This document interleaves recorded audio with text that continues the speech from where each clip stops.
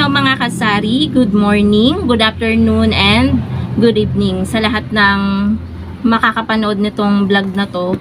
So for today's video guys, dahil kanina guys habang nagbabasa ako sa comment section, yung mga luma na comment na ngayon ko lang nabasa is merong nagtanong doon sa comment section, napapansin daw niya meron po siyang tindahan na dinadaan-daanan lang daw po yung kanyang sari-sari store.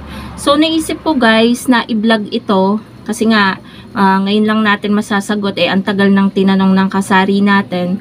So ano nga ba yung mga reason, mga dahilan kung bakit dinadaan-daanan lang po ang ating sari-sari store? Una sa lahat dyan guys, hindi na obvious yan. Siguro 95% or 90%, ito yung pinaka number one reason bakit dinadaan-daanan lang ang sari-sari store mo, yung pricing po natin, yung pagpepresyo po natin sa ating mga paninda.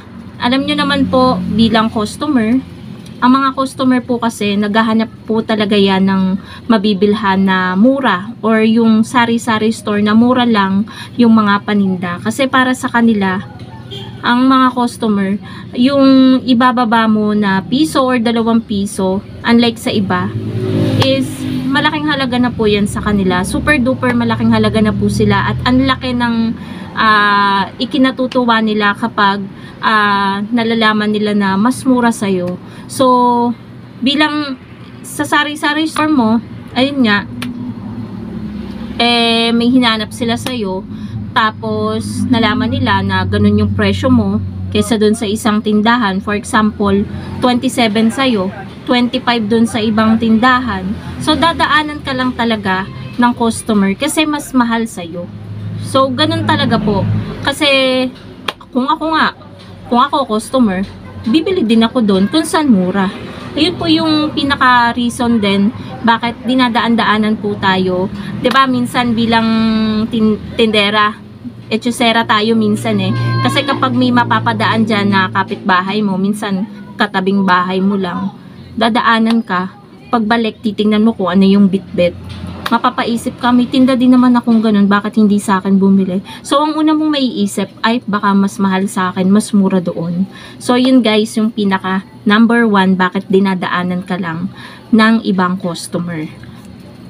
Pangalawa, is hindi kumpleto yung paninda mo. Lagi kapag may hinahanap si customer, pabili nga po ng oyster sauce. Lagi mo sinasabi, ay wala, ubos na, ganyan. So, kapag may hinanap si customer, pabili nga po ng ballpen. Sasabihin mo, ay wala na, ubos na. So, ang customer, kapag nasanay na gano'n na laging wala sa tindahan mo nung hinahanap nila, talagang minsan, iisipin ng customer kapag bibili ulit sila ng same item, ay hindi na ako bibili doon kasi lagi namang wala. So, ang punta nila sa ibang tindahan, obvious na obvious, dadaanan yung sari-sari store mo kasi nga ang sagot mo lagi sa kanya ay wala, ubos na. So, ang maigi na lang na gawin po natin kapag may mga nauubos po na alam naman natin na yung customer na yun lagi yung hanap. Kapag ubos na at mamimili kayo, is mamili kayo kahit ilang peraso para in case na bumalik yung customer at maghanap ulit ng bagay na yun or yung item na yun, meron po tayong maibebenta at hindi sila masasanay na laging wala yung hinahanap nila sa sari-sari store mo para hindi ka na lang basta dinadaan-daanan. So yun guys, yung pangalawang reason bakit dinadaan-daanan lang yung sari-sari store mo. And third siguro, yung pakikisama or pakikitungo mo sa customer. Kasi once na kunwari may family problem ka or may personal ka na problema, tapos naihalo mo sa or naisama mo habang nagtitinda, mainit ang ulo mo sa bahay. Pag may bumili, matataasan mo ng boses or masisigawan mo. So yung customer, mabibigla. Parang mapapaisip, bakit kaya ang init ng ulo ni ate? Ba't kaya ang sungit ni ate? Hindi na nga ako dito bibili next time. So, ayun. Yun yung reason bakit dadaanan ka lang. And siguro ibukod na lang natin kung may problema tayo sa loob ng bahay. Huwag nating isama sa ating isabay sa pagtitinda. Kasi, ayun nga, bilang tindera, is yun yung paraan natin para siguro maituring natin yung customer ng maayos. Kasi hindi naman nila kasalanan yun. Bakit bad trip ka? Bakit ganun? Pero nadadamay sila. Minsan guys, ganun ako eh.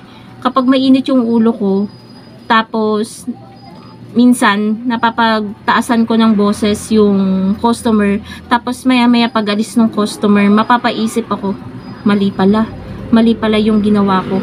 Pero ang kagandahan nun guys, once na umalis si customer, nare-realize ko na mali yung ginawa ko at hindi ko na siya uulitin. Ayun po siya. Kasi yung pakikisama at pakikitungo po sa customer ay mahalaga din po yan. Hindi yung kahit mura yung paninda mo, kumpleto yung paninda mo, pero kung ang attitude mo naman is very very bad, iiwasan ka pa rin ng customer. Dapat full package ka as a sari-sari store owner. Dapat lagi kang naka-smile, kahit may problema kang dinadamdam, dinidibdib, is dapat laging alive na alive yung face mo and lagi kang naka-smile. May dumaan lang guys. And pang-apat, 'di ba? Hindi ka nagpapautang. May sumadya sa'yo na paminsan-minsan lang naman bumibili sa'yo, tapos nagtangkang mangutang, nagsasabi, pautang nga po ng isang balot ng tuyo, 2 noodles, tapos pansit kanto na rin, ganyan. Hindi mo na pagbigyan, sinabi mo hindi ka nagpapautang. Tapos pumunta siya sa kabilang tindahan, doon siya nagsabi at pinautang siya. So tingin nyo mga kasari, saan siya bibili kapag may pera siya? Doon sa hindi nagpautang sa kanya or doon sa nagpautang sa kanya nung nangangailangan siya? Syempre doon siya pupunta sa nagpautang sa kanya nung time nagipit siya. Kaya huwag ka nang magtaka kung bakit dinadaan-daanan ka ng customer na yon. Choice mo kasi yun eh. Hindi ka nagpautang, nasa sayo din. Pero hindi ko sinasabi guys na kapag hindi ka nagpautang, masamang tao ka na or ano. Syempre bilang isang tindera, may kanya-kanya tayong rules sa ating sari-sari store. Kung hindi nyo man napautang yon, wala akong masisay doon kasi kanya-kanya nga tayo ng rules sa ating sari-sari store.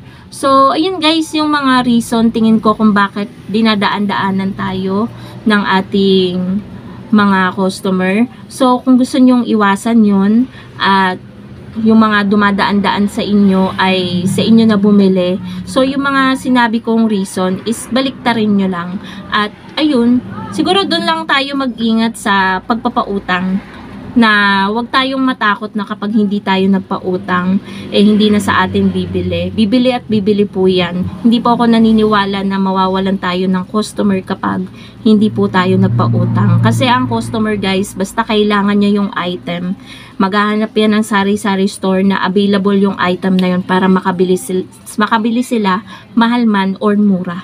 So yun lang po ang aking masasabi dito sa katanungan ng iba nating kasari na talagang nalibanan na natin, ilang months na nilang tinatanong pero ngayon lang natin nasagot. So sana mapanood nyo pa rin mga kasari. And ayun, ito ay tulong sa mga kapwa ko sari-sari store owner na napapaisip, kasi napagdaanan ko din yan, na dinadaan-daanan lang ako. Pero ayun, syempre in-improve natin yung sari-sari store natin at ngayon hindi na tayo masyadong dinadaan-daanan dahil dito na sila bumibili. So yun lang guys ang ating vlog for today. Thank you so much for watching and happy selling po sa inyong lahat. Bye guys!